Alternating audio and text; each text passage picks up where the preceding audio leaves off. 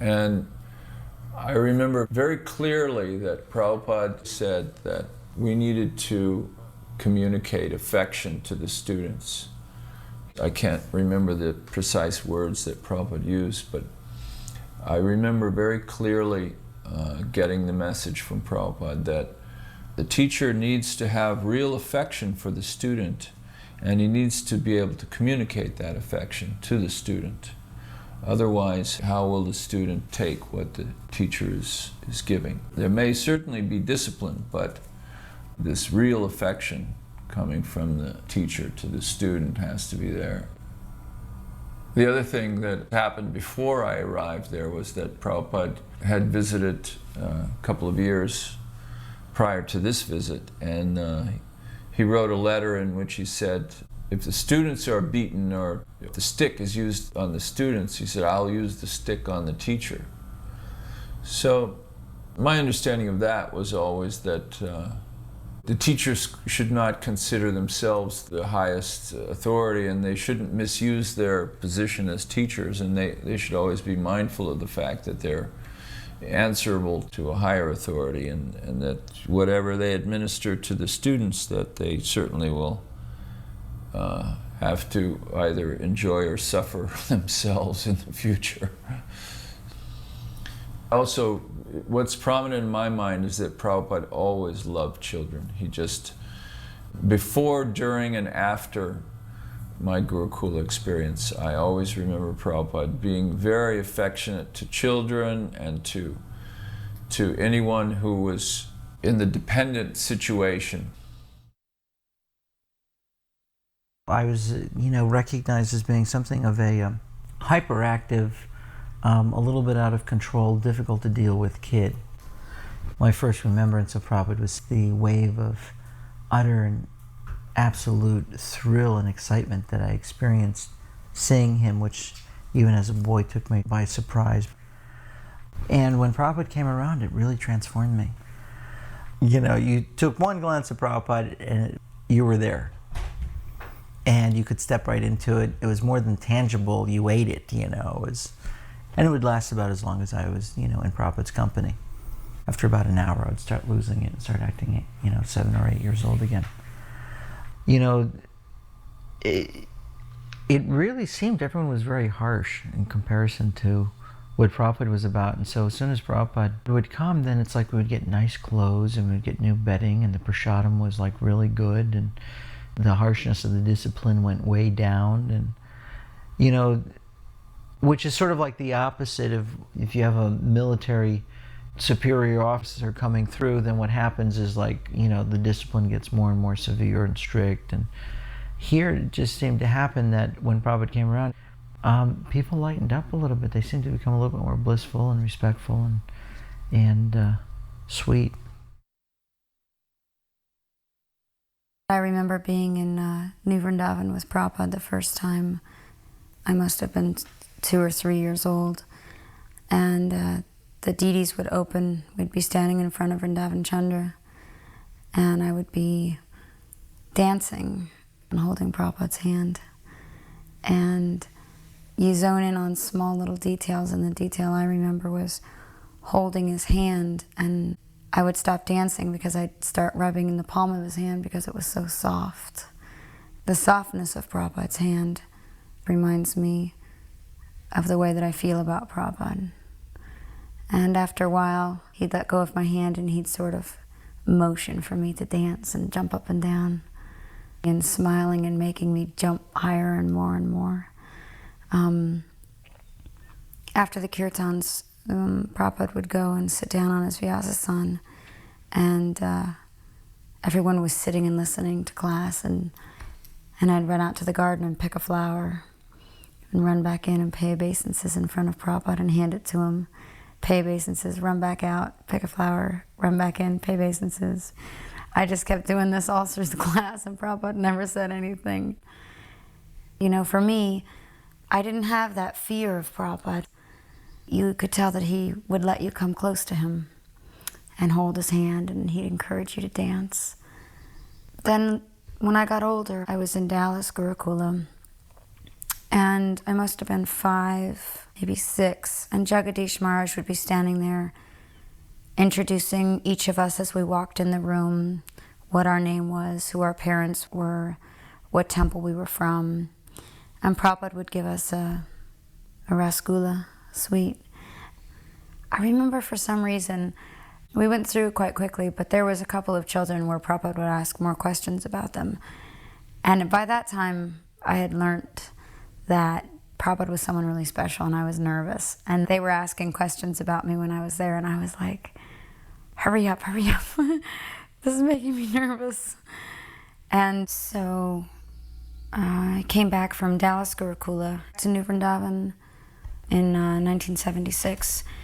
And that was the last year that I saw Prabhupada.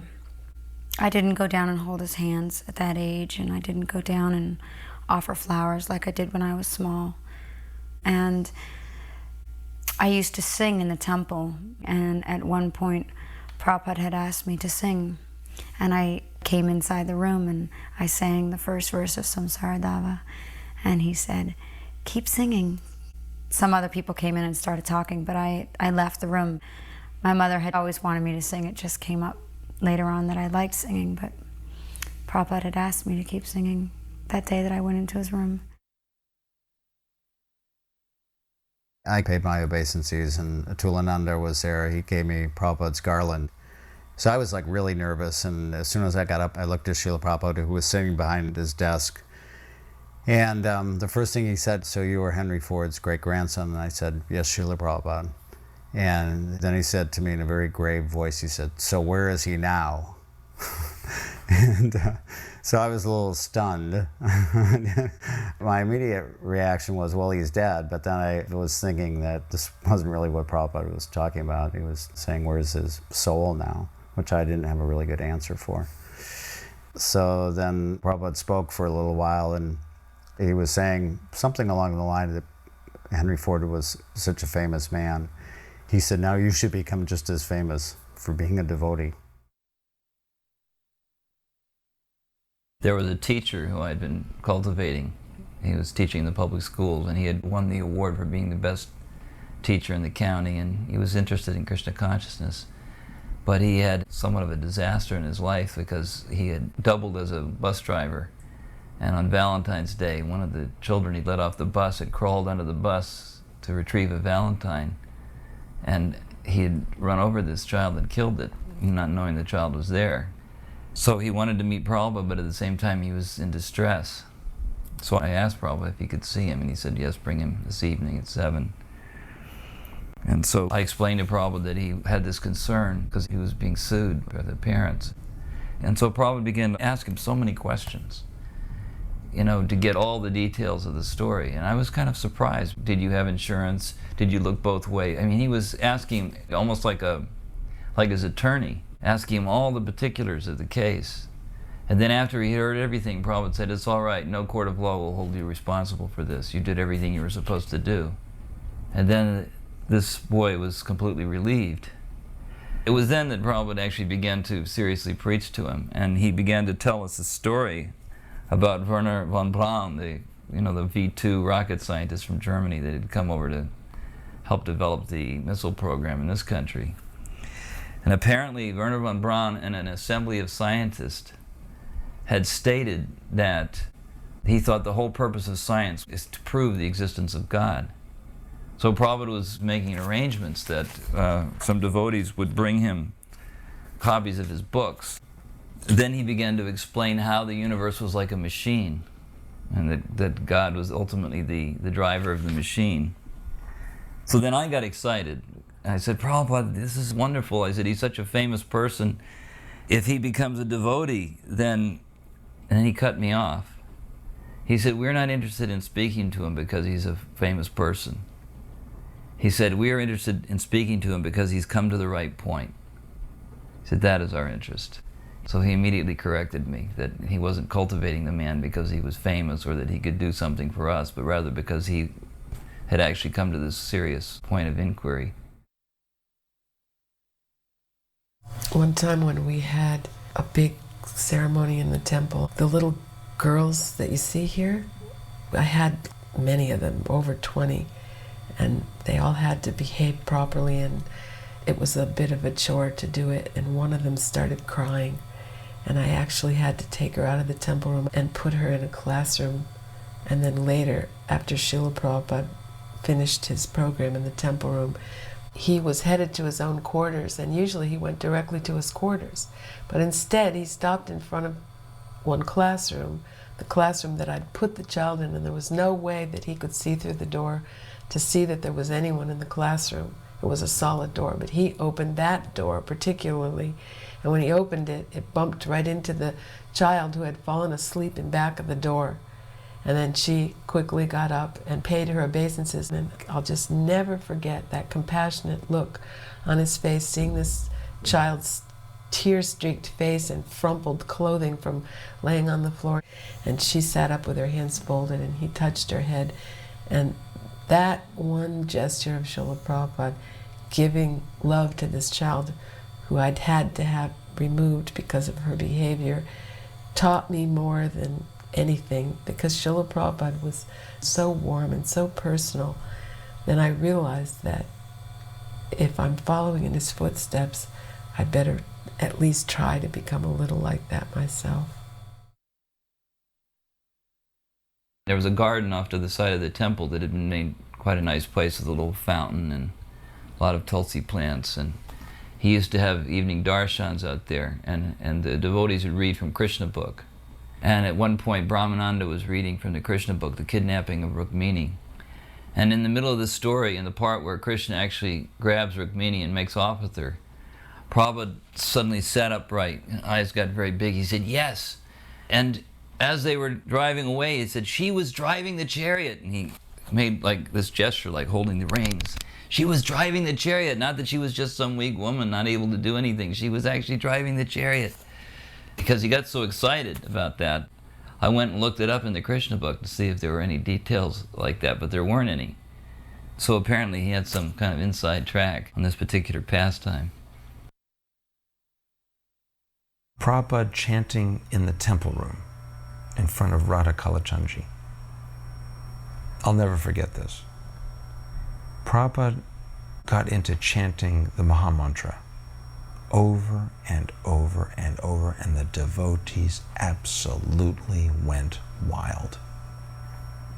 It didn't start off wild. It started off as normal chanting. We were all sitting down. But it just got to a point where it was building up to such a fervor. Everyone was like running back and forth between Radha Kalachandji and Prabhupada at the other end, because it's a big temple room. We went back and forth, and it just seemed like it went on for an ecstatic eternity. And then at one point I stopped and looked at Prabhupada chanting sort of over on the side so I wouldn't get, trampled, because it was a rather wild group. But I remember looking at Prabhupada, and I said, this is the whole reason he has come, simply to chant the holy names. And I just have this picture in my mind of Prabhupada chanting. I'd like to die with that picture.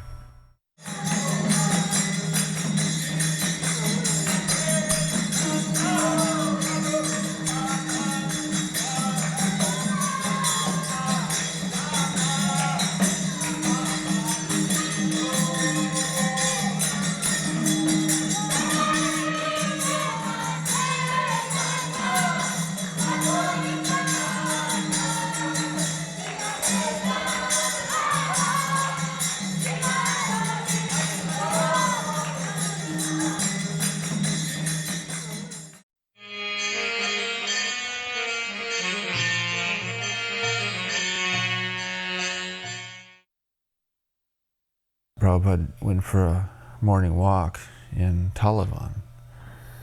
And Prabhupada came out in this open field. And as soon as he stepped out of the woods and onto the field, he stopped and looked at the devotees. And he had a serious concern in his countenance. And he asked, why are these fields fallow? And why aren't there any men working these fields? And where's the oxen? And that really impressed me. I was the only one farming at that time. I didn't say anything. But it really touched me that Prabhupada was, attentive to what was being done in the agricultural realm. He had an awareness of the importance of an agrarian culture, not just for the sake of, having your own food if and when the economy fails and all that, but for the sake of, as he explains, living off nature's gifts as a matter of relationships, where everything and everyone is, assisting everyone and everything else in serving Krishna. And that kind of spirit fosters an appreciation for everyone and everything, which also fosters more appreciation of the designer of this whole perfect arrangement. And also, seeing food is more than food and water is more than water, but sacraments. I've been doing farm work and conservation work all my life. And I'd seen the plight of the American farmer, from 1950 on. I saw the introduction of tractors and how they displaced the draft animals, from which came overproduction of food, from which came government paying the farmers more for not growing than they get for the crops, from the farms all going under, being bought up by the big exploitive farmers. So I saw this whole syndrome. And then I saw, by this concern, and it wasn't just a question, you could see in his face a serious concern that this would befall the devotees in New Vrindavan, because he was aware of this whole tendency and syndrome. His terminology, like, defining the tractor as the killer of the bull. If you're not seeing yourself as dependent on the land and dependent on the oxen, then you're not going to have the proper appreciation. You're not going to have cow protection on the level of what he defined as, the cows are jolly. They're not jolly unless they're contributing to society. So seeing these things that Prabhupada would pick up on gave me such an appreciation of the depth of his wisdom and the integrity of his understanding of all aspects of spiritual life. In the summer of '73 is when they started work on Srila Prabhupada's palace. I came in August. Right away I started working up at the palace. So when Prabhupada came in '74, there had been correspondence with Kirtanananda Maharaj and Srila Prabhupada about the palace, and Prabhupada kept on saying he was very anxious to come see the palace. And me and my godbrother, Gostavihari, we were the only two people that were working on the palace at that time. It was just some concrete blocks. There was no roof. It was mostly just a mud floor. I think they just started to lay marble in one room, and they only had like 2 pieces of marble down. And the rest, it was just, a construction site. Nothing at all really to look at. And Prabhupada, he got out of the car, and I remember he had a big smile on his face. And Kirtanananda Maharaj was showing him around the palace and saying, this is where the deity room will be, and from your study you'll be able to look at the deities, and this will be your bedroom and your bathroom. And Prabhupada was just smiling, beaming. And he was taking his cane and poking it on the walls, and he'd poke the door jamb, making sure things were solid. And there was a pile of cement that just had some plastic over it. And Prabhupada said, you should cover this better. Me and Gostavihari were there. We thought, why did he say that? It's perfectly covered with plastic. And it wasn't until like a week after Prabhupada had left that when we opened it up, when it had rained, some water had gotten in and ruined some of the bags. Prabhupada was so alert, he'd notice things like that. And then Bali Mardan Prabhu said, Srila Prabhupada, in the Krishna book, it says that Krishna's palace was illuminated with the jewels on the wall. And Prabhupada lifted his cane up and waved it towards the devotees. And he said, these devotees are my jewels. I rejoined Prabhupada in New Vrindavan, 1974. I was away for 6 months, and that's when I had gotten married, so now I was a grahasta. This one day, the secretary starts reading this letter, and it's from one of Prabhupada's disciples, and he's the temple president, and he's married. And in the letter, he asked Prabhupada if it's okay if he gets a divorce and remarries. In the same paragraph, he asked this question. So I'm just rubbing Prabhupada's back and listening. And Prabhupada gave his permission and said, yes, that's okay. So as soon as he said it, I just couldn't understand how Prabhupada had given that answer. I had been with him for a long time, listened to so many classes. Prabhupada speaking about Vedic society and marriage and no divorce. And when he said that, I just became, I guess, confused. Of course, I didn't say anything. It wasn't my position to speak. And I knew Prabhupada, what he said was correct, but I didn't understand it. It was probably the only time where I felt like that I just didn't understand Prabhupada's answer. And every evening, I would give Prabhupada massage as well. So that evening, I was actually so troubled that I just thought, I'm going to say something. I have to ask Prabhupada why he had said that. And I was at the foot of his bed, and I was rubbing his legs and rubbing his feet. And Prabhupada is lying down in bed, just so peaceful, which was a little troublesome because you don't want to say anything. But it was bothering me that much that I did. So finally, Prabhupada, you remember during massage today, that devotee sent a letter and he asked you if it was okay to get a divorce. And I couldn't even say and get remarried. And as soon as I said it, get a divorce, Prabhupada said, yes. I told him it was all right. I said, yes, Prabhupada, that's why I'm asking. Because you always say that no divorce, there's no question of divorce. Once one is married, they stay together. But you told him it was okay. And Prabhupada said, yes, in your country, these things are going on. Very common. And again, I had thought a lot about, what I wanted to say to him. So as soon as he said that, I said, yes, but also in our country, meat eating is common and intoxication is common. I said, but these things are all forbidden for us. And then he changed his tone and he became more serious.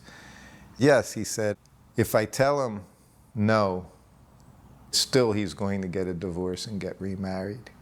So if I tell him yes, then the offense is not so great. And as soon as he said it, I could hear it in his voice, and of course immediately I could understand Prabhupada's compassion for everyone, for all of us. And it's that quality that I got to see all the time with Prabhupada, being with him outside of the temple room, where he would always speak from the Vedas, and the Shastra, and always spoke the absolute truth. But as he dealt with us, Prabhupada was very kind and very compassionate. So I felt very happy. And of course now as years go by, you can see Prabhupada's compassion more and more. Hare Krishna, Hare Krishna, Krishna Krishna, Hare Hare, Hare Rama, Hare Rama, Rama Rama.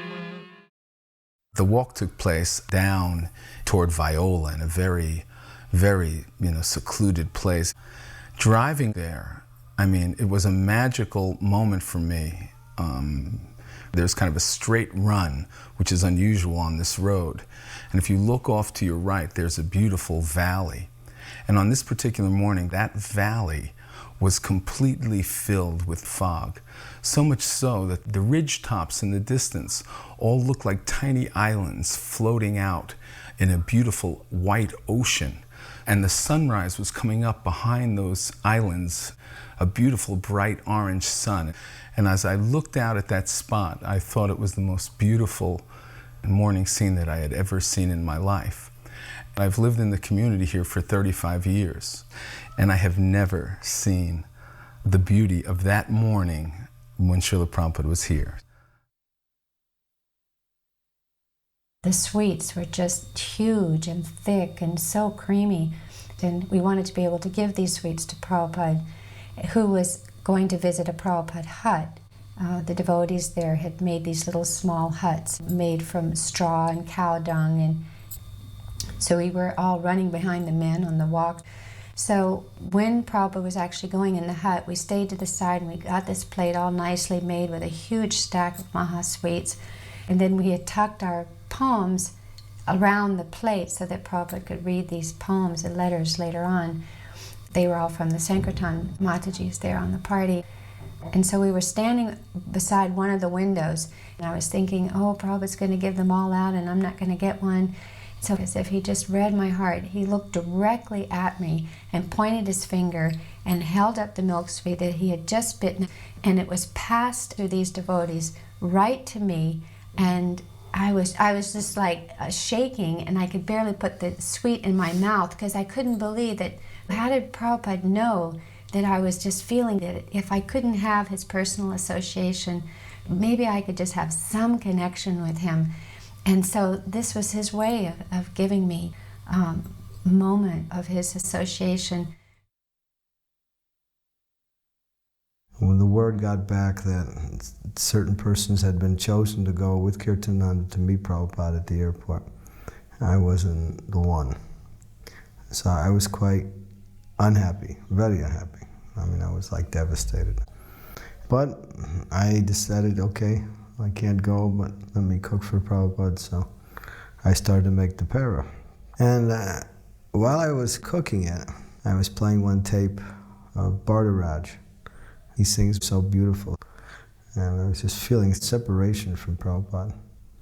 So I was just crying and cooking at the same time, which really doesn't